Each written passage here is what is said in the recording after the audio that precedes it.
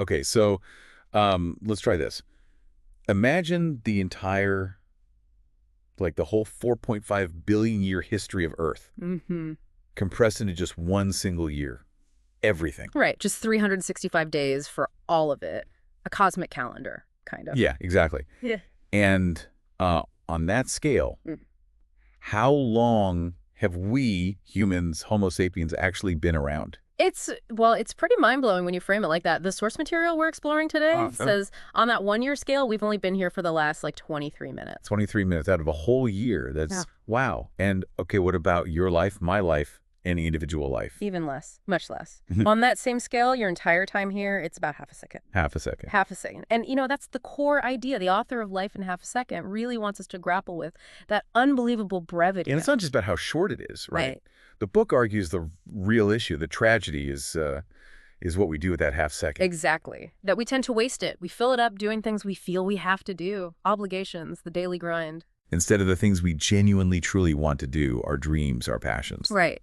And the author poses this really piercing question. He asks people, what would you do if you knew you only had 1 year left? And the answers are always so Yeah. alive, right? People say, I'd quit my job, travel, spend all my time with family, finally write that book, all this energy. Yeah, total passion.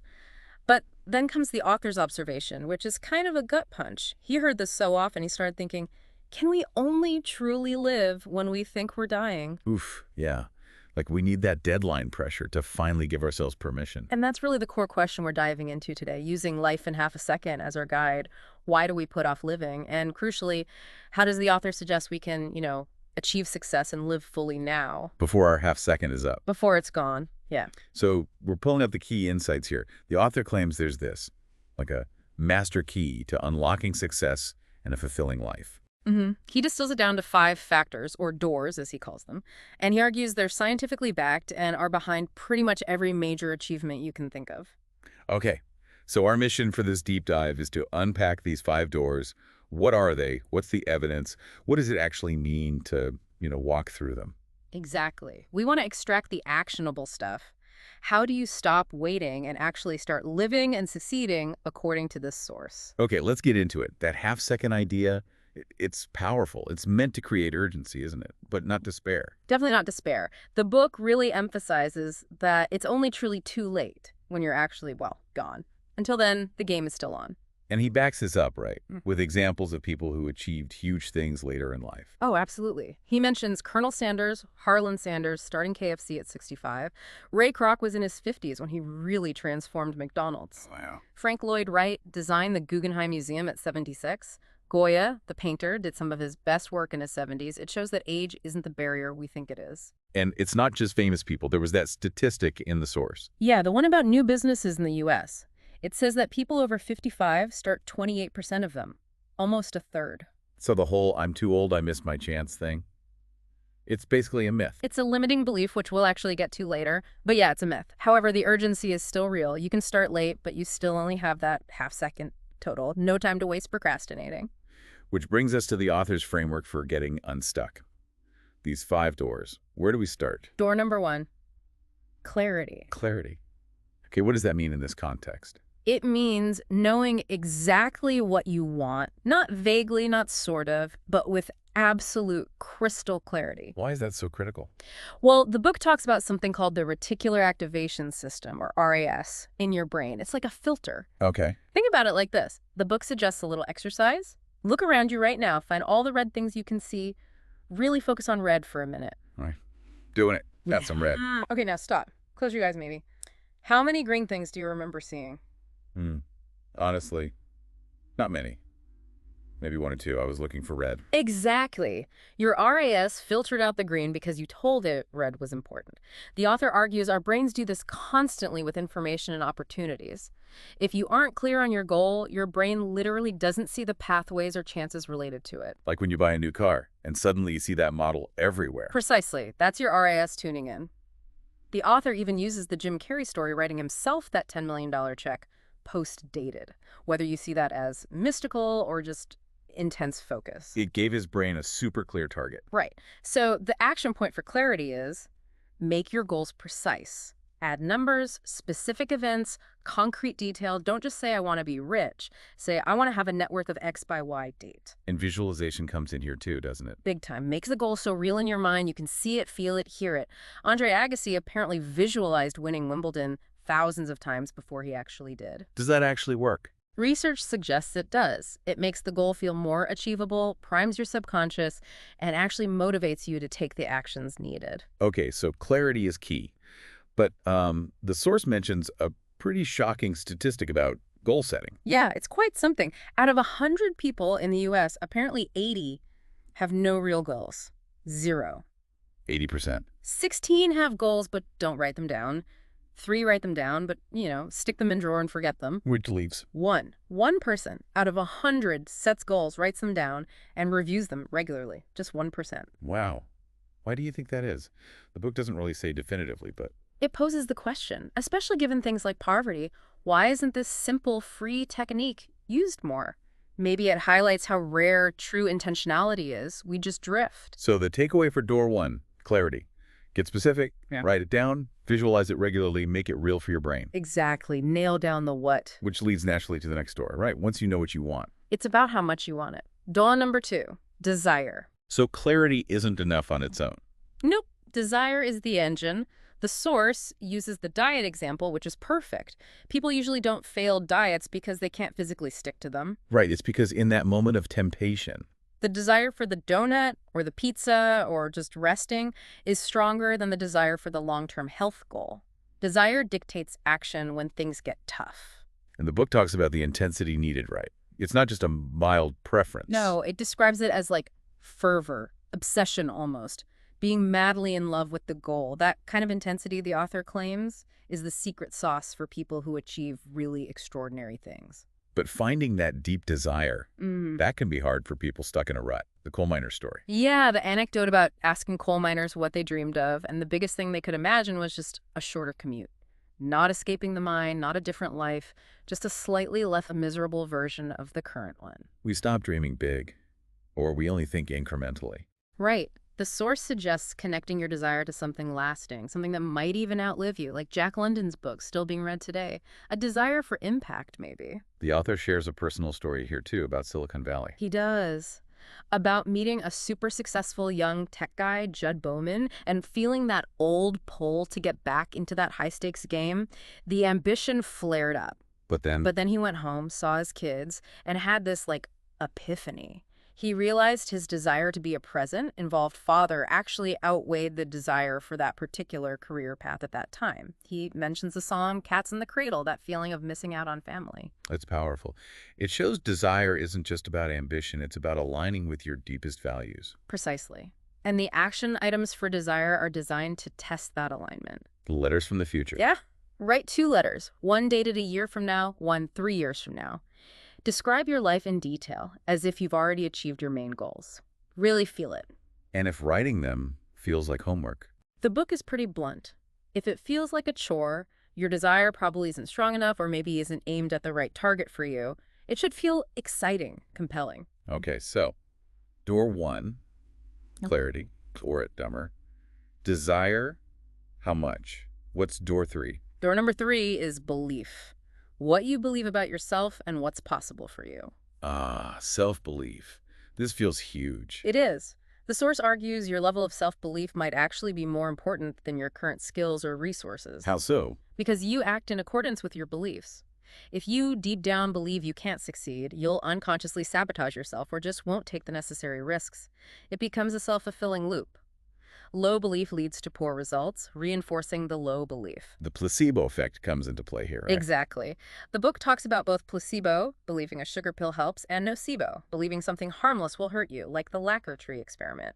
Our minds can create physical reactions based purely on belief. Your internal reality shapes your actions.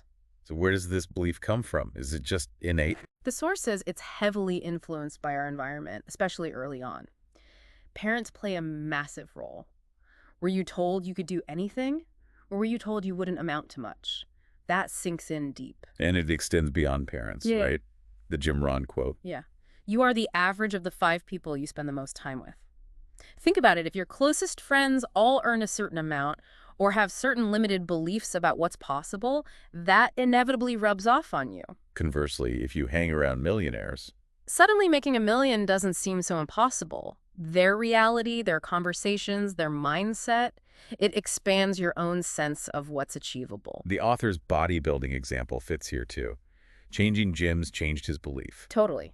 Training alongside guys who were already champions made him think, okay, they're human, they figured it out, maybe I can too. It normalized the goal and gave him access to their knowledge and mindset. And it's not just people, it's also what we consume. Media, books.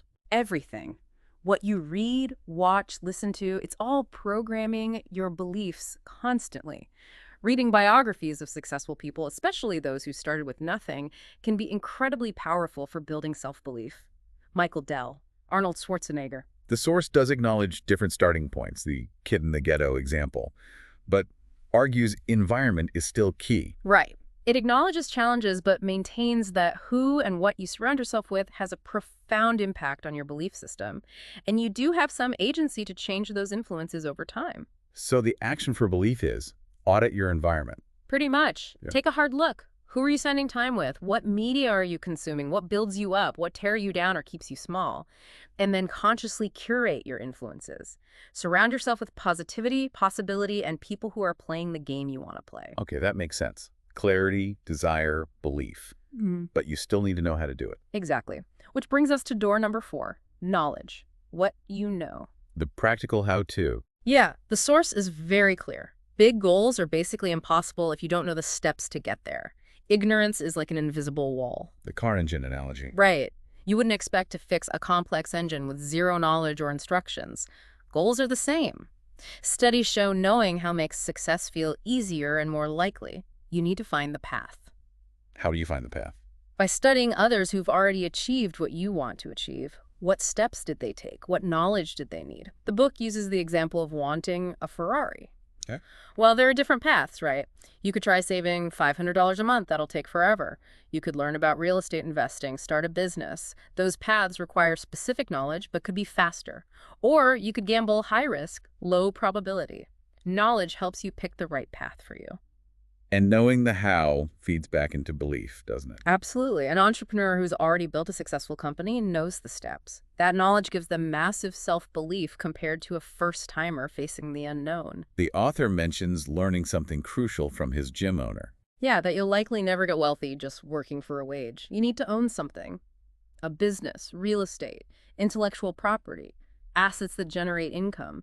That piece of knowledge fundamentally changed his approach. So investing in yourself, in gaining that knowledge, is crucial. It's essential. Education, training, books, mentors. The source frames it as, ignorance is expensive. Lack of knowledge costs you time, opportunity, and money. How do you structure that knowledge? It can feel overwhelming. The book suggests using a goal pyramid. Yeah. You put your big, audacious goal at the top, say $10 million revenue. Then you break it down into major milestones needed to get there.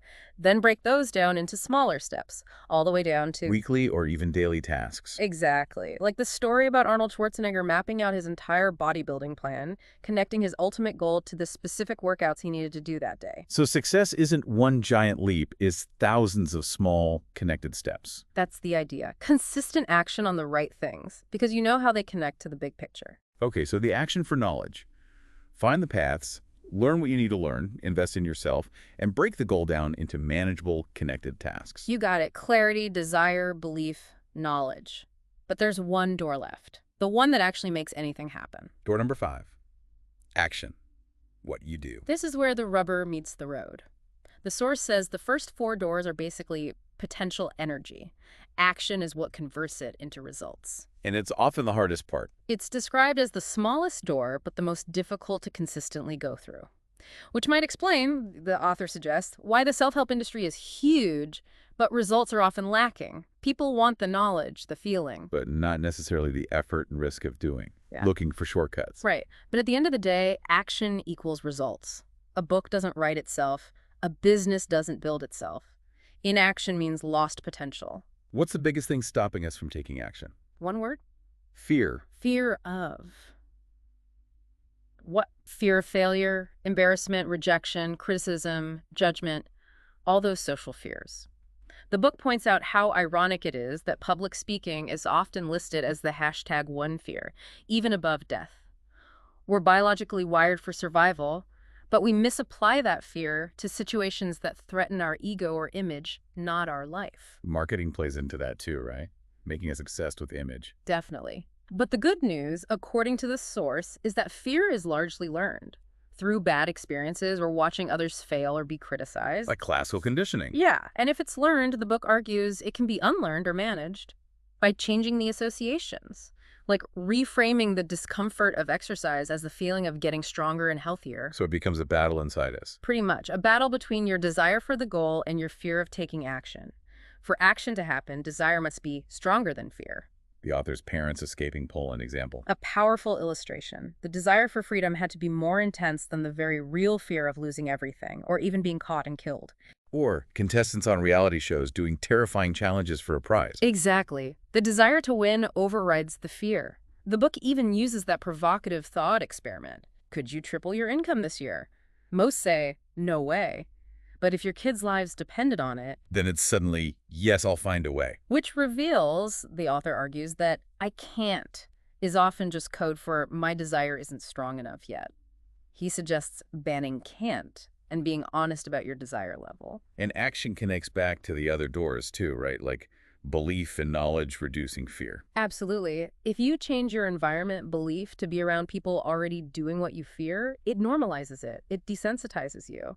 Seeing others succeed makes it seem less scary, more possible. Like the scorpion example, if everyone around you eats them, you're less likely to be terrified. A bit graphic, but yeah. And knowledge reduces fear too. Knowing the path, understanding the risks, knowing how to do something, it makes taking the first step much less intimidating than leaping into total darkness. So the action steps for action. Replace can't with brutal honesty about your desire and deliberately put yourself in environments where the actions you fear are normal. That's the core of it. Master those fears by strengthening desire, belief, and knowledge, and by just doing it. Okay, wow. So wrapping this up. Yeah. The central message from Life in Half a Second, based on these excerpts, is really about perspective and agency. Yeah. Recognize how short life is that half second, but don't despair. Use that urgency to focus on these 5 doors. Get absolute clarity on what you want. Fuel it with intense desire. Build unwavering belief in yourself. Acquire the necessary knowledge, and then critically take consistent action. And these aren't just like quick fixes or mind tricks. They're presented as fundamental principles. Based on research, observation, real-world examples, actionable steps you can actually take. The book ends with a kind of philosophical nudge, doesn't it? About the nature of reality. It does. It touches on how weird reality actually is, dark matter, quantum physics, and poses this thought. If life is like some kind of bizarre, vivid dream, and you suddenly realized you were dreaming, would you be happy with what your dream self was doing? Or would you want to change the dream? Are you making the most of your half-second dream? That's a powerful final thought. It really is. And the author's final point is simple. The knowledge is now out there. These doors are explained. What you do with it, that's entirely up to you. The choice and the future is yours.